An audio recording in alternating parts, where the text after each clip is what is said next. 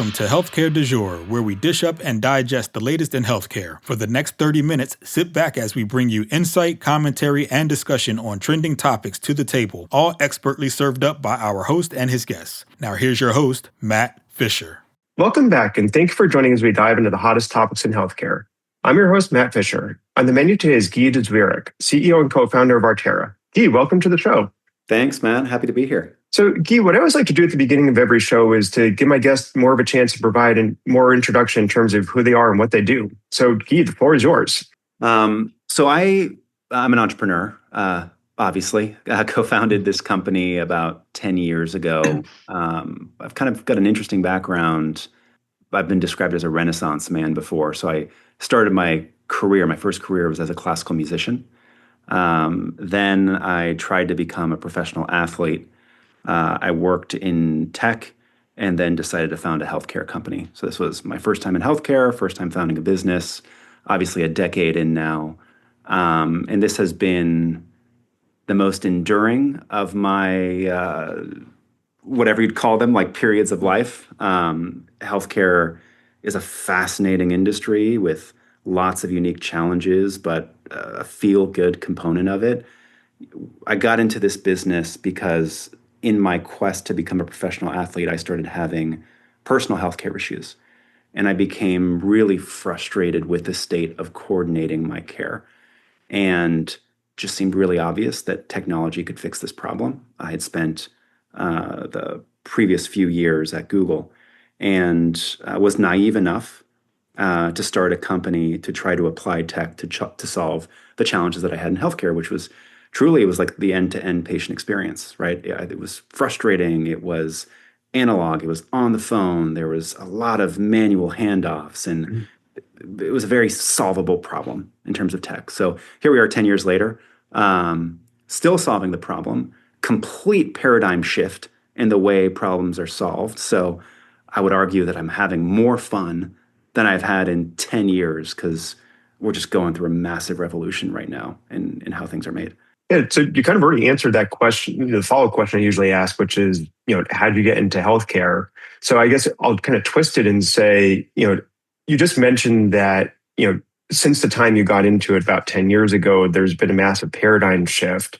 So, kind of what was your first idea when you got into healthcare and how is that evolving? And, kind of what did it look like now? Yeah. Well, the experience back then, and still, candidly, to be honest, to this day, is on the phone. It's on the phone during business hours. You're, hitting an operator who transfers you to the right department. And a lot of the time, the person who answers at that department can't speak to you in that moment. Maybe you need to speak to a clinician and somebody takes a message, then you're playing a game of phone tag. And this is true for clinical questions, scheduling, prescription refills, referrals. Go down the list of needs that you have throughout a care journey. Healthcare largely still operates that way. Now, flashing back 10 years ago, there was a different technological wave, right? It started, probably more like 2012, which was mobile, right, with the iPhone. And everything was moving from web to mobile. And when I worked at Google, we saw pretty quick and rapid adoption of messaging. Text messaging, SMS. There are new standards now like RCS and RBM, but back then it was SMS.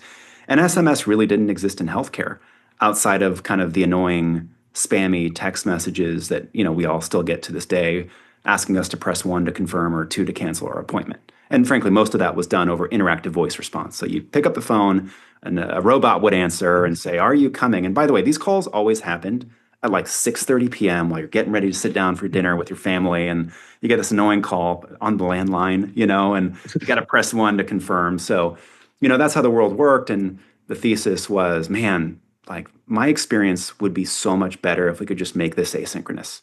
Let's activate texting in healthcare. And while we're at it, let's make this superhuman and make it so that the staff, like the amazing staff members at hospitals, can actually respond to your questions if you need something from them. So, hey, Matt, are you going to show up to your appointment? Well, actually, no. I'm unexpectedly out of the country. My job took me out. Can we reschedule that? That get reassigned to a staff member, and the whole thing would be solved asynchronously, never pick up the phone. So that's what we introduced 10 years ago.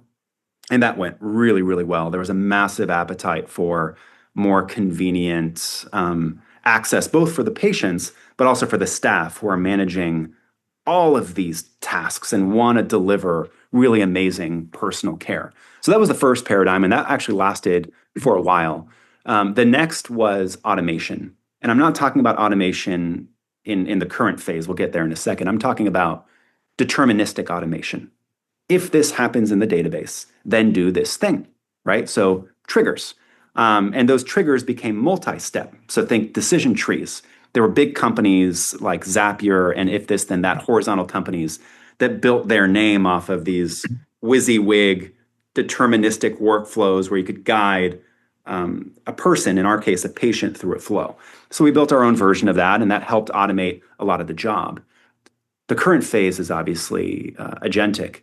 And I think it is a disservice to just say we're in the agentic revolution now, because we've actually gone through 3 different revolutions over the last year. The first was generative AI, which is, hey, ask a question, get an answer, right? Cute. The second was reasoning, which is, hey, get something to do research for you, right? Useful. The third wave is agency, which is actually getting work done. Tell a machine to complete a task for you, and it does it perfectly. And that is completely changing the way work gets done, both internally for people like you and me, but externally with the products, the agents that we sell to the healthcare consumers. So kind of with that agency stage, if someone asks like, how do you know that it is that 100% accurate, and how do you know it's doing what it should be doing? Which I imagine is probably a question you see a lot. Like, how do you go about beginning to answer that? Because I suspect a lot of people will see a headline and they think they understand what agentic AI is and what it can do, but that's also probably then has a lot of either half information, misinformation, or just kind of missing that nuance by reading a popular story. Yeah, I think most people don't understand these 3 shifts that we've had in the last year, from generative to reasoning to agency. Most people are still, most folks that are not deep in agentic AI still operate like ChatGPT did when COVID hit, right? Whatever, 2023, whenever ChatGPT had its renaissance. That was a glorified chatbot, right? It was amazing. You could talk to it, but it wasn't doing deep research and it wasn't completing tasks. So there have been fundamental shifts to the technology, and we're in healthcare, highly regulated. Like, we can't mess around with PHI and PII. We cannot mess around with clinical guidance. And if you're still operating in the mindset of ChatGPT 3 years ago, you're thinking about it all wrong. There was serious cause for concern back then. We weren't introducing like ChatGPT-like products when that became in vogue, because we didn't feel confident in the guardrails and the constraint that you could put around it. But there have been fundamental shifts in the technology stack powering agency. There's a couple different standards right now. One is called Model Context Protocol. The other one's called A2A. Both are open source frameworks. One was pioneered by Anthropic and then donated to the Linux Foundation. That's Model Context Protocol, or MCP for short. And the other, A2A, has been championed by Google. So 2 really, really big reputable companies. And what those protocols do is they allow you to plug into external systems like the EHR and retrieve information in a safe way. Hey, I need to see Matt's prescriptions, active prescriptions. And maybe because you ask a question to an agent, right? You're on the phone and you're talking to an AI agent, and you say, hey, I'm about to run out of my Lipitor. I'm traveling right now. It'd be great if you could mail order that and send it to me. So it's going to query this server and say, hey, show me Matt's available prescriptions. It'll return the exact set. It's not going to make it up.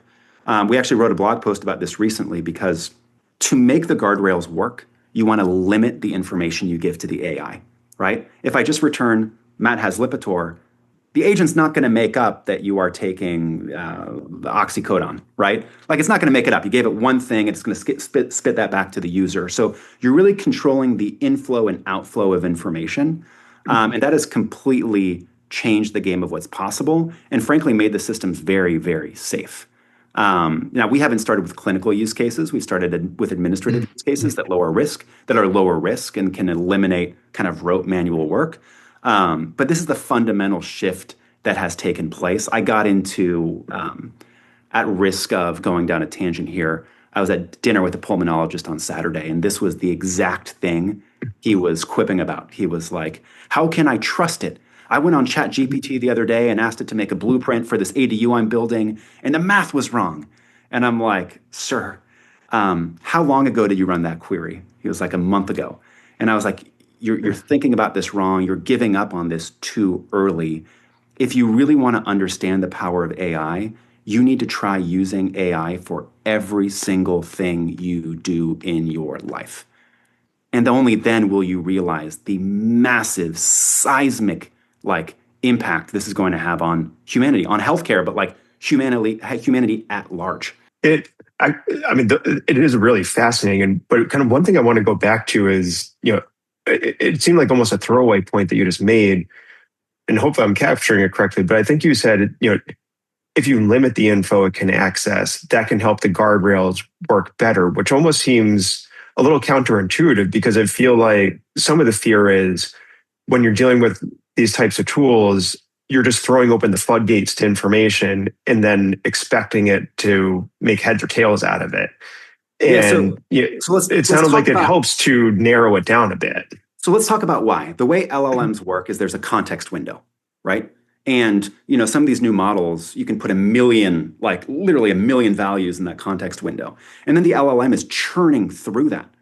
And the more information you give something, the more it can make up. So when you are trying to solve a specific workflow problem, you actually want to limit the scope of only the information that matters to the agent. So you're right. I did kind of gloss over that point, but it is a critical point. If a patient, and we actually see this as a common mistake that new entrants or AI tourists make. Company hears about MCP, healthcare company, they launch an MCP server. Then we start hitting the MCP server to test it, and we're like, why are you returning 5,000 strings of JSON when I'm asking for a very specific question that is properly stored in your database that you can retrieve and just give me the answer to? Common mistake. You actually want to limit the aperture to just what the AI is asking for and take away the liberty for it to make up an answer. So yeah, you're right. It's kind of a counterintuitive point, but when it comes to very specific workflow needs, you actually want to build these servers, these MCP servers, to only retrieve and provide the information that is pertinent. Now, if you're trying to figure out a patient's risk of cancer, that aperture might be a little bit broader. But don't give it access to every database table. Do not fill the context window. Only give it the things that you think are pertinent and relevant. Yeah, no, that's a great point. And for those of you just joining, I'm talking with Guillaume de Zwirek from Artera, talking about kind of the evolution of AI. And what we were just talking about was, limiting the information that is given back to a query that the AI hits against. And, maybe part of that, it sounds like, goes into the design of the database that the user of the AI is establishing or creating. So, do you have any kind of frameworks or suggestions or that you kind of work through with your customers when there's kind of setting up to utilize the tools that you have available to help guide them away from having that problem where they just want to dump information on you, and it's you can help them understand the value and the impact of, as you said, limiting that aperture so you're only returning information responsive to the actual query? I mean, it depends what the customer wants. And I think there's going to be an adoption curve of agentic solutions in healthcare. If you want a glorified chatbot, upload some knowledge bases, it can be a slightly better experience. But just speaking candidly, I don't find that very valuable. That's helpful. That's nice. But when you can actually get something to do the work for you, that is when the real value is delivered. So when we set up these agents, obviously there's an LLM that underpins everything. And you can choose your own platform. There are different, there are different considerations. There might be an organization that's a Microsoft shop and they want to use ChatGPT.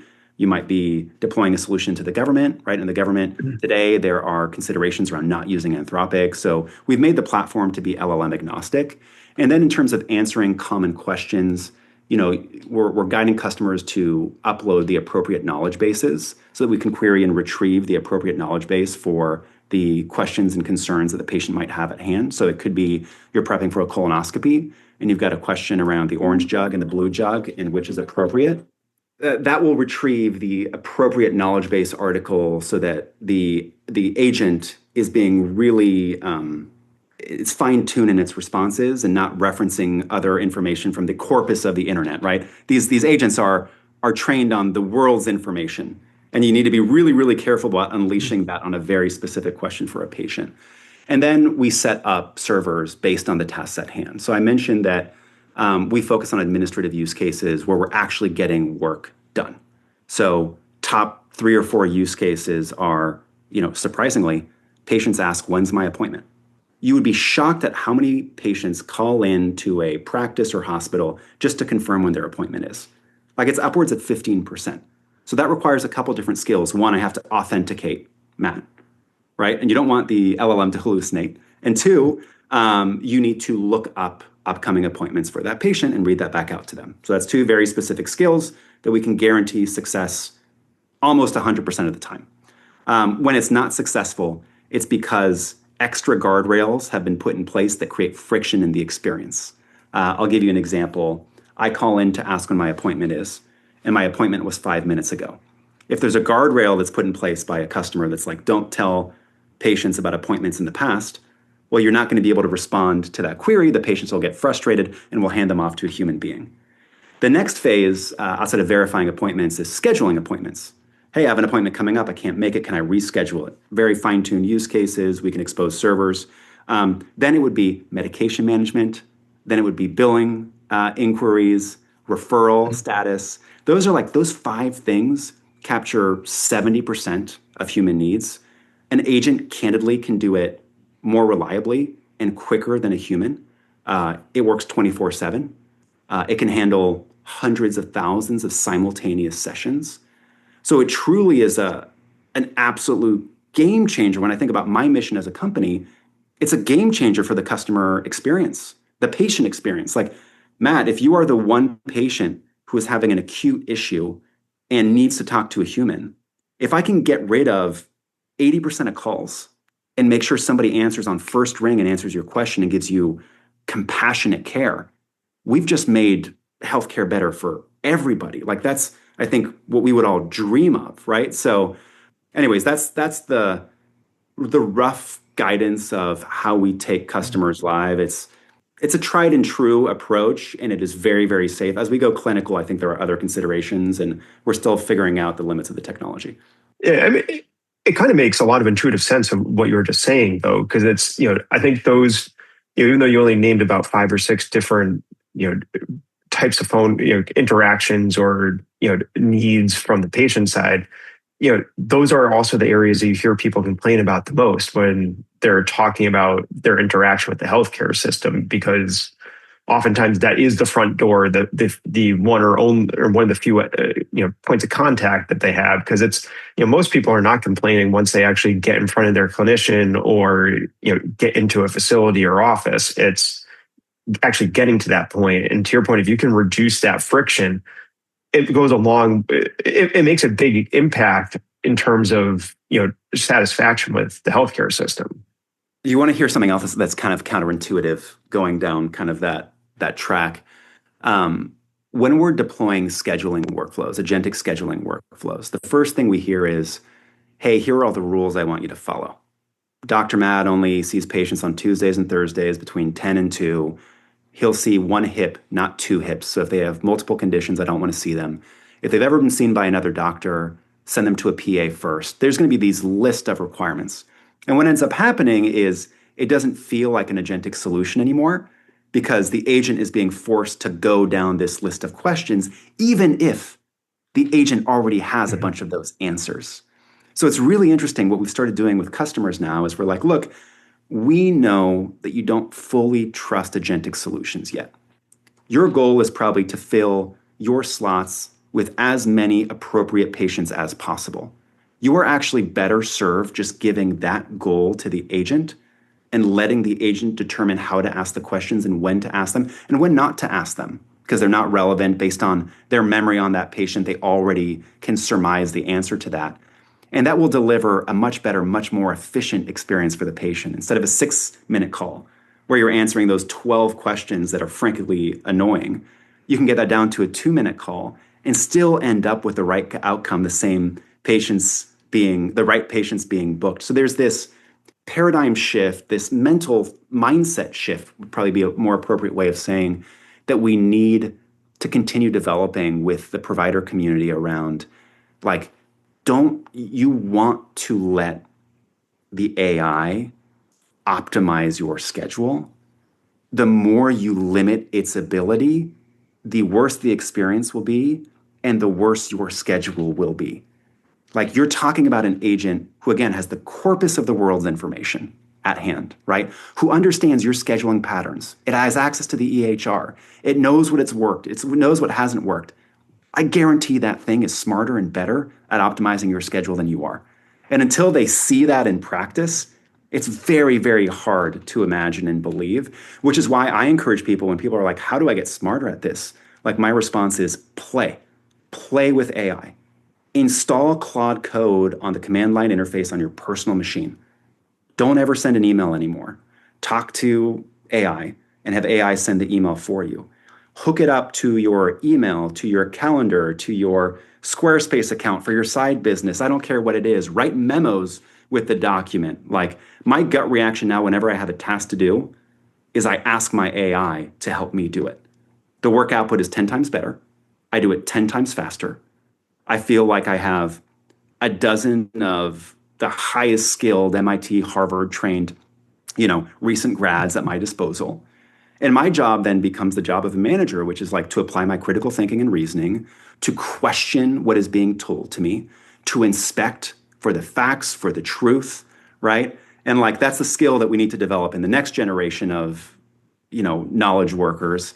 But it's so hard to realize and imagine the potential of AI unless you're using it daily in your life. And I use it every day. I mean, I used it to research you, Matt, before this meeting. I was at a CEO summit a couple weeks ago, and I used it to write a briefing for me for all the attendees while I was in the shower and to text it to me.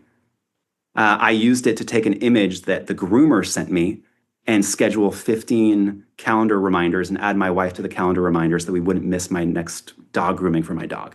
That's 3 examples in the last 24 hours. Yeah, and I think a lot of it is, kind of getting back to the initial example you gave of, working with the customer, of not wanting to script out and tell it, kind of give it too much of a guardrail of how to do it.